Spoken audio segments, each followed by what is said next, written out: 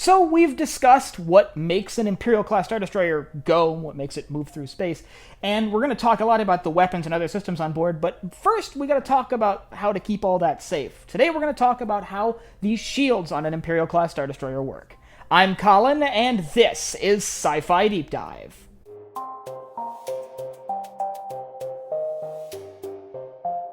Remember, if you enjoyed this video, to head down below and hit that subscribe button. So, the Imperial-Class Star Destroyer is a massive vessel with very high importance within any Imperial fleet. They ought often serve as flagship of said fleet, and as such, they needed to be well protected, and while the Empire did occasionally use escort ships, Imperial-Class Star Destroyers often operated on their own, requiring and relying on their shields to keep them safe. So this is one of the most important systems of the ship. Outside of power generation, shielding is what keeps you in the fight. And while the big guns of the ship's turbo laser batteries might be more impressive, the shielding is really, really crucial. So let's talk about how to keep all of this safe from enemy attack. Now, the Imperial-Class Star Destroyer had two variants, the Imperial 1 and the Imperial 2. So we're going to start talking about the Imperial 1, and then we'll move on to the Imperial 2, which this is an Imperial 2.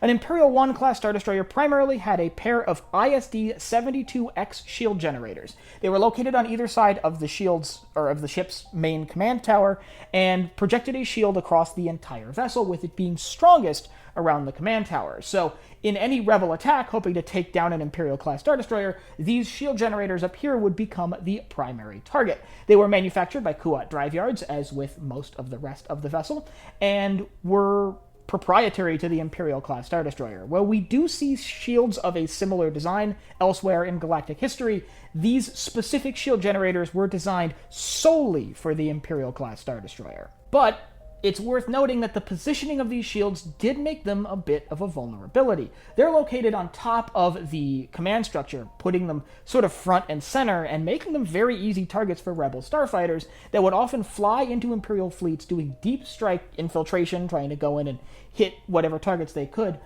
And these make very appealing targets, and they're very exposed. So the Empire would, on larger ships, and really the First Order on later ships of theirs, focused point defenses around the command tower to try to protect the shield generators, which were crucial to the functionality of the ship. We actually see on the Executor, an Executor-class Star Destroyer, but with a similar shield design, that once those shields are destroyed, the vessel is incredibly vulnerable to attacks to its command center, and really anywhere, but the command center is a particular vulnerability. Now, with the Imperial 2 class Star Destroyer, there was a distinctly different shield system. The shield globes were replaced, the ISD-1's ISD-72X shield generators were replaced with an unnamed model of deflector shield domes, which were very aesthetically similar with only a few minor differences. You'll notice, for example, on the Imperial 1s, the spokes that hold up the tower don't go all the way through.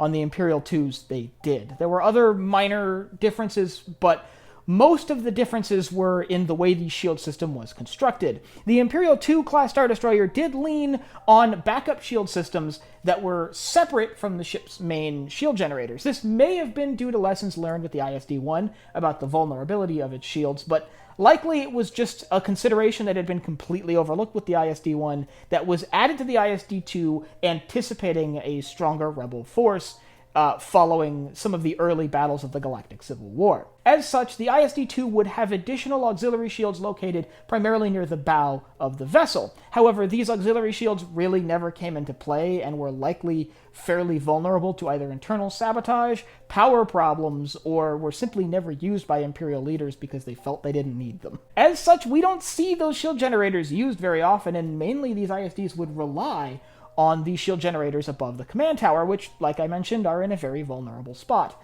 That being said, that didn't stop the Empire from continuing this sort of positioning of shield generators throughout many other vessels in their fleet, like the Tector class and the Executor class of vessels. Ultimately, by the end of the Galactic Civil War, the rebels had learned very easy tactics to try to take down the ISD shields, and primarily it was just attacking the shield generators up here as a priority target. And that would make the ISDs fairly vulnerable to fighter attacks and attacks from quick, maneuverable light strike vessels that could elude the more powerful turbo laser batteries of the ISD-2s. But the turbolasers are a conversation for a different day, and we'll talk about that another time. If you'd like to learn about more systems that make the ISD work, that make a ship like this possible, I'll leave a link up here to a playlist I'm building of all of the ISD December videos talking about different systems across the Imperial-Class Star Destroyer. And if you have any other systems you'd like to see covered in future videos in this series, please let me know down below in the comments, and I can make sure to add them to the roster so we can cover all the things people want to know about this